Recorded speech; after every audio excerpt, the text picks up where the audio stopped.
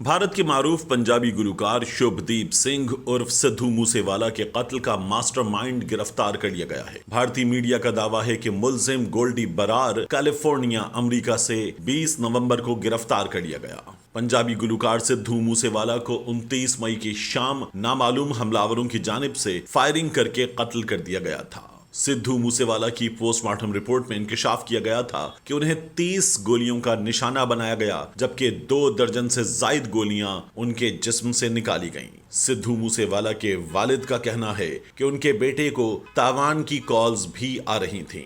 सिद्धू मूसेवाला को धमकियां मिल रही थी, जिनकी वजह से गुलकार बुलेट प्रूफ गाड़ी में सफर करते थे और उनके साथ 4 मुसल्लह सिक्योरिटी गार्ड्स होते थे।